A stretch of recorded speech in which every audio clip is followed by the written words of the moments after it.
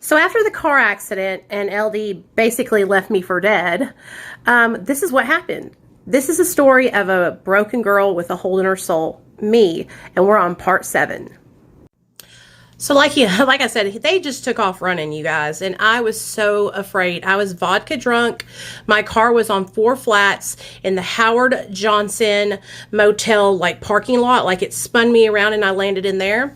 So I went up to the car that we hit and I was like, "Are you guys okay?" You guys, I could not have gotten any luckier.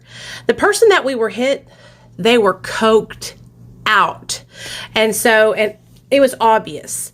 It was 2 guys and they were driving like this black Cadillac and they were messed up. So I handed them my insurance card. They handed me theirs. We exchanged and they sped off into the night.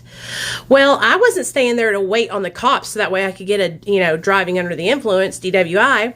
So my ass took off too. And I ran all the way to the apartment, which is a good probably 6 miles. When I finally got to the apartment, I was pissed. And I was like, how could you guys just leave me there? And of course, LD fed me the song and dance that he was sorry and that he didn't want to get, in trouble and go back to prison or jail, yada, yada, yada. So, of course, you know what I did? I stayed. I stayed because I didn't think I deserved any better. So I went to sleep that night. And the next morning when I woke up to this loud knock. Boom, boom, boom, boom, boom. And I knew it was the police.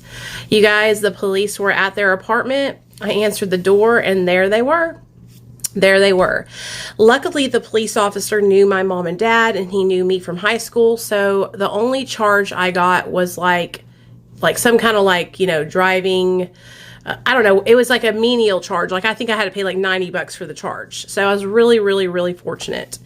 I ended up turning it into insurance and I had full coverage and so it got covered. But that's just one of the many times that I should have taken off and gotten away from that man, but I didn't. And about 1.5 to 2 years into the relationship, that is when he began to start hit me. One day I came home from work and I was really, really high and I only brought him like a couple of hydros or something like that. And he was mad at me. And so he took a Supreme burrito from Taco Bell and mashed it into my eye. And then he grabbed a sippy cup full of milk and threw it from across the room and it hit me right here in the head. And that's how I got this split right here. This is not a part. This is a split where I had to get stitches in my head.